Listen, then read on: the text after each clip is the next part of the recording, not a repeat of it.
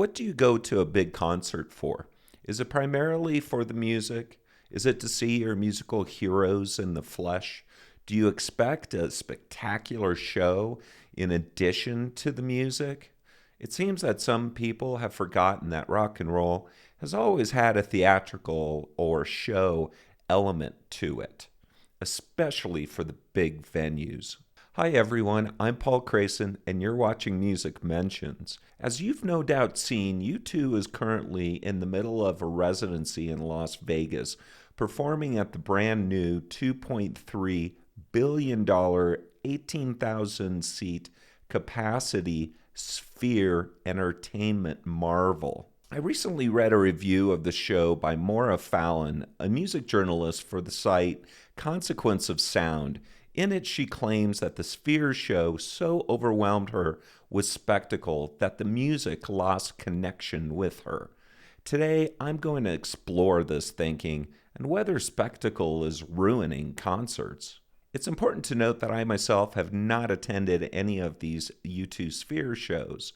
However, I have watched numerous videos of the band's performance at this venue to try to get a sense of the band's energy and the band's performance, of course, and also the production values and the attendees' reactions. As I've mentioned in previous videos, I wasn't terribly impressed by the band's performance, especially in comparison to previous tours. I just think that the band's energy and Bono's voice are revealing their years, and they're just not up to the same intensity level that they used to be capable of scaling. However, from the numerous reviews I've read and watched, with Miss Fallon's being an exception, the overwhelming majority of the reviewers have said that this is a truly wonderful and spectacular show. There was a lot of positivity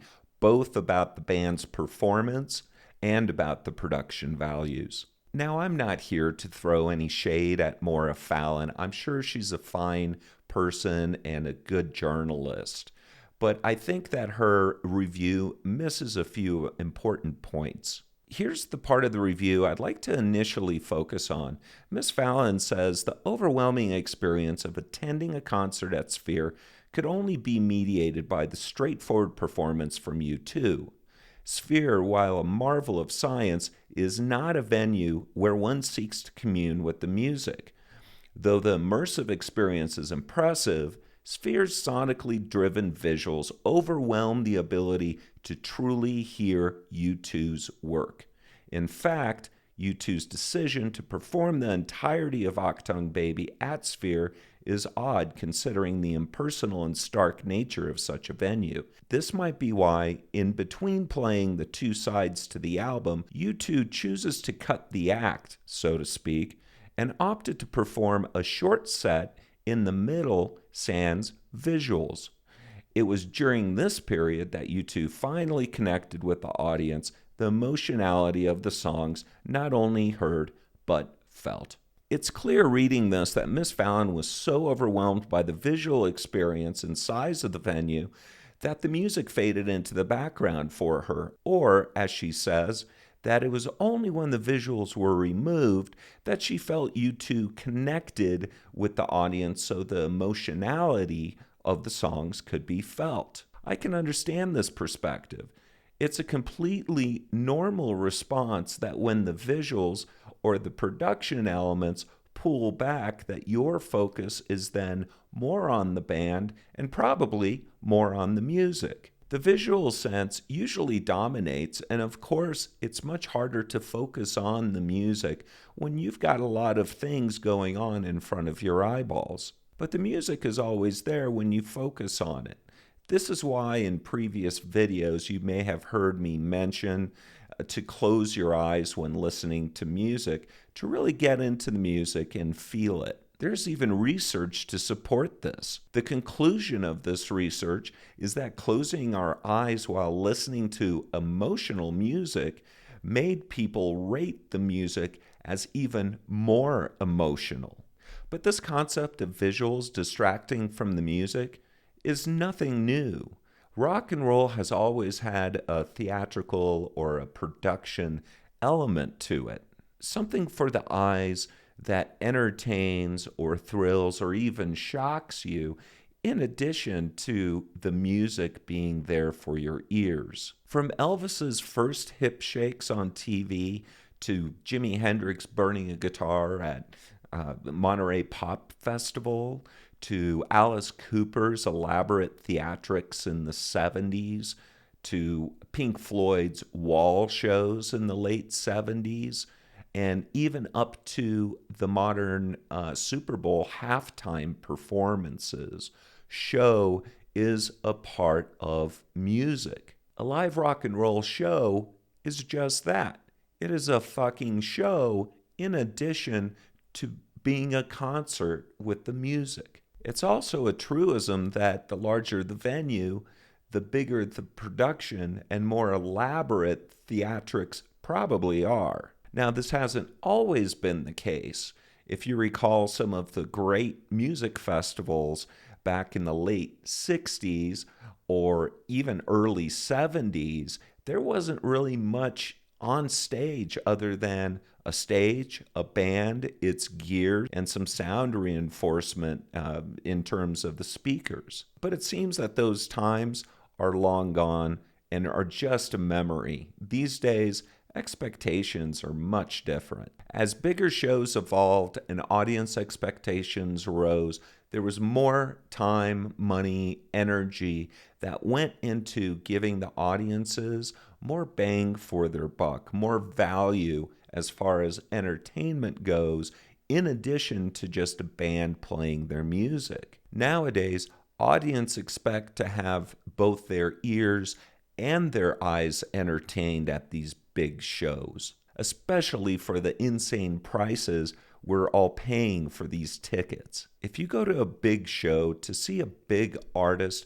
and your primary motive is to connect with the music, unfortunately, you're probably going to be somewhat disappointed. Oftentimes, the carefully timed, elaborate productions don't give a lot of leeway to the artist to just be spontaneous with the audience, for example, or even to be spontaneous with their music and maybe go on a musical excursion in the form of a unrehearsed jam. Regardless, what I'd say to Miss Fallon is that if she really wants to connect with the music, that she either closes her eyes to more carefully focus on the music instead of the distracting visuals, pony up for a ticket that's closer to the band, or maybe she should just stay with the smaller club and theater shows where the focus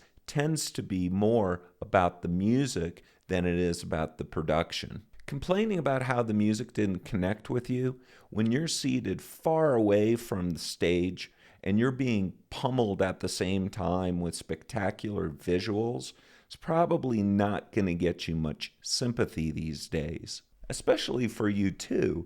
U2 is not a band that is shy about doing the big spectacle. On previous tours, they've shown this repeatedly.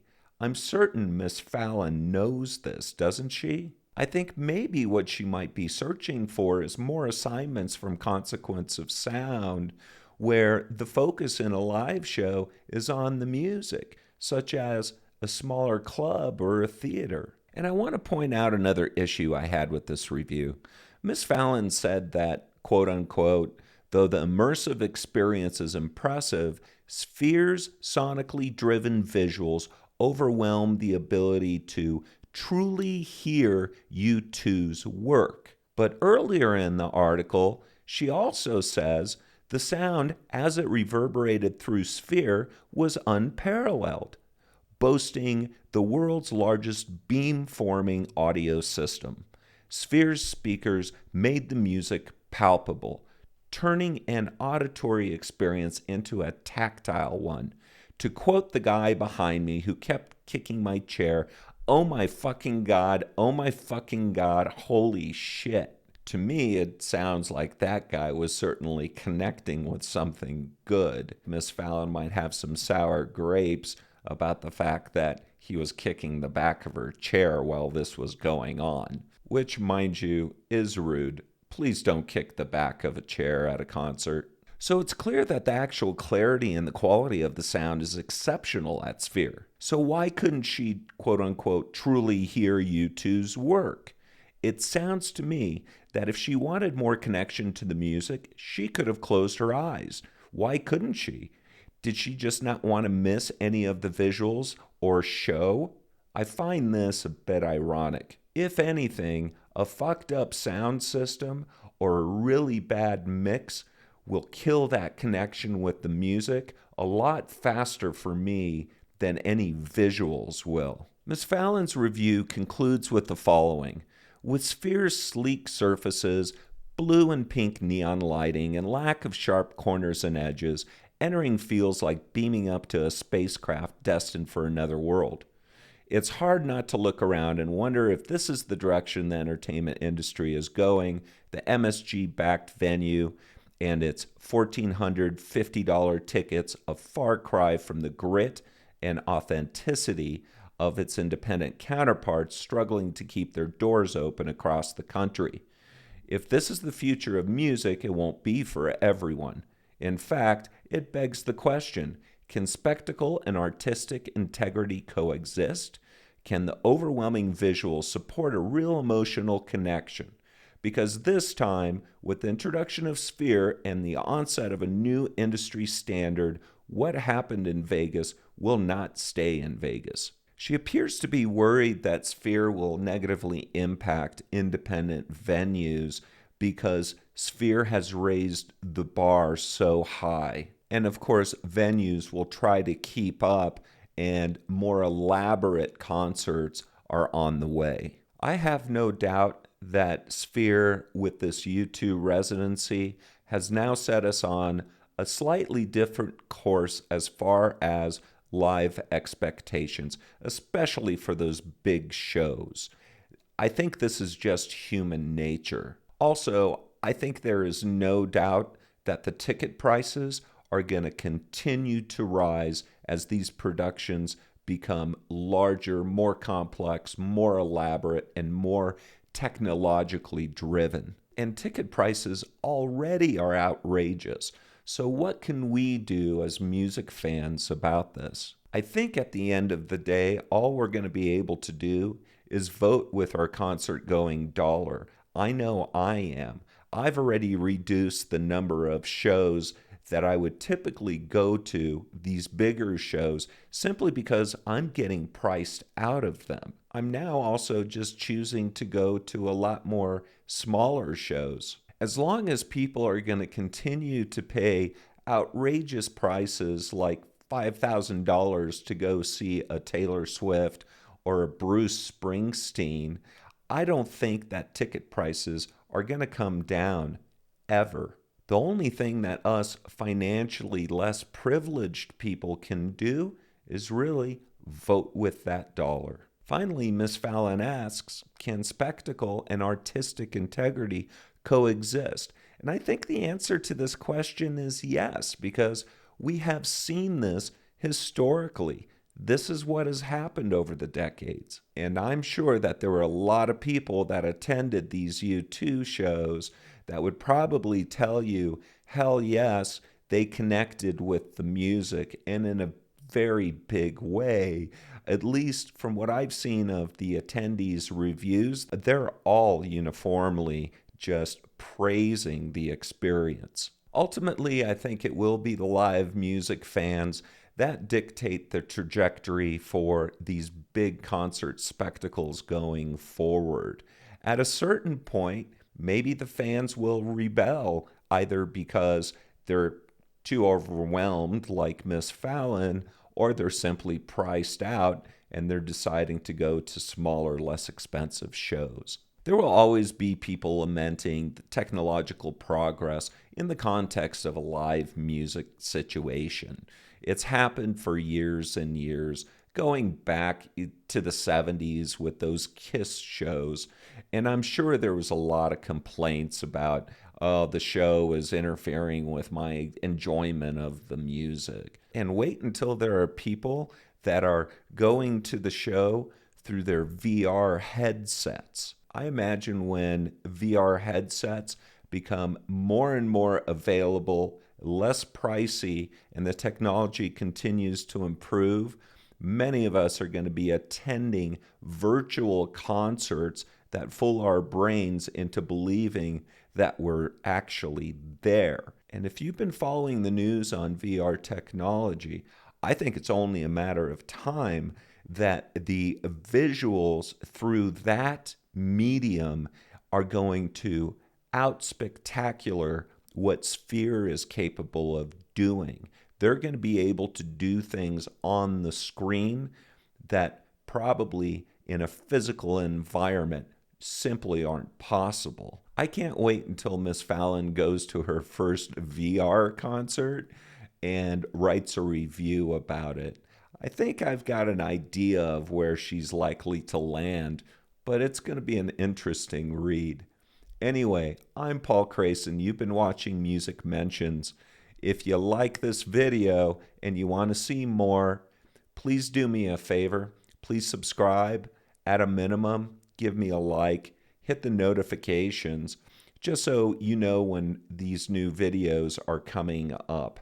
Thanks again for watching, everybody. I really appreciate it. We'll see you next time.